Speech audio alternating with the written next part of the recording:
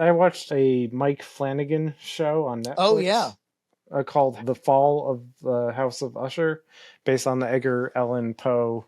It's basically based on all like Edgar Allan Poe stories, like a selection of stories. I like Mike Flanagan mostly. I liked The Haunting of Hill House and Midnight Mass, and Doctor Sleep. I thought was fantastic. Oh, I he thought did it was that. a Yeah, I great. really like that. I thought it was a great adaptation of a book I will never read. But he kind of, I think that's what he does. He kind of embodies a lot of the strengths of Stephen King, the horror and generational trauma, because there's a lot of families involved in it. Hey, look, it's still compelling when you make it right. But I usually like his thing, so I checked out this. It's a Netflix series. I didn't like it at all. I thought it was kind of embarrassing, actually. Embarrassing.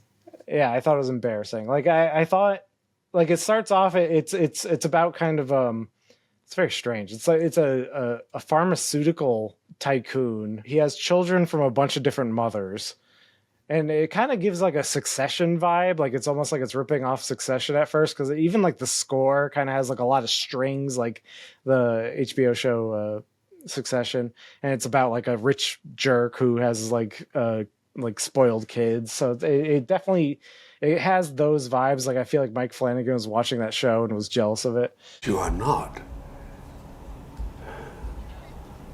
serious people. And so it's kind of a retelling of that short story, Fall of House of Usher. This guy, Mr. Usher, whatever his name is, each of his children dies in every episode, and each episode is themed around an Edgar Allan Poe short story. Like the first one's like the Masquerade, the Red Death Masquerade, whatever that one is called. It becomes kind of like a comical how he tries to contort the story into these Edgar Allan Poe stories.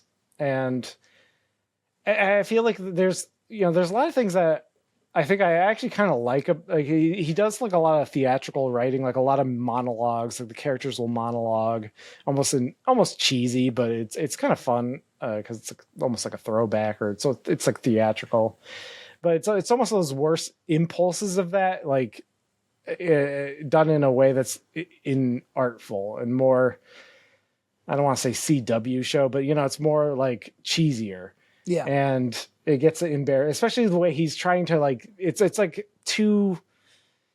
he's trying to contort all these stories into this one narrative. And I don't think it quite works. And I don't think the actors are quite pulling it off. I don't think the direction's quite pulling it off. I think it just doesn't work. Which is a shame. It's like, it's one of those things. It's like, I wish this was better. I wish this was working for me, because I like this guy so much. There are some like kind of embarrassing political monologues some of the characters do, especially toward the end. Like there's a character who's kind of like the embodiment of death. She takes the form of a raven throughout the series, and she like has like kind of an anti-capitalist talk at the end, and she's like, quote if the only Raven, eat the rich. Yeah, quote the Raven, like if only these rich people didn't buy yachts and only spent money to solve problems. Starvation, poverty, disease. You could fix all that just with money. Man, I've been in enough organizations to know if you throw money at stuff, it doesn't always solve problems. Yeah. So, Come on. so it's almost, so it's a little more juvenile than I thought it would be. Yeah, for such a mature creator and filmmaker, right? On the flip side, it got kind of entertaining seeing how embarrassing it would be, because you'd be like, oh, the next one's about the pit and the pendulum, and I wonder how they're gonna like contort the story into doing this. They almost got like a cringe enjoyment out of seeing how he would do it. So I did finish it. I finished the whole series, and it was bad. It was I didn't like it, and it was it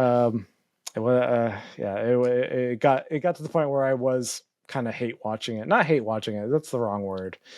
Well, I feel like there's like the three stupidity of it. Yeah, you were gawking at it. I feel like it wasn't not quite the Room level of gawking, but kind of similar. Compelled by like, where's it gonna go if this is what we're doing? I feel like there's three categories of watching a show.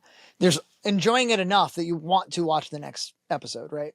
That could mean you love it. That could mean you like it enough to want to see what's going to happen. get invested. Then there's like, I wish I wasn't watching the show, but for some reason I feel like I need to get to the end. And that's like the worst experience of all.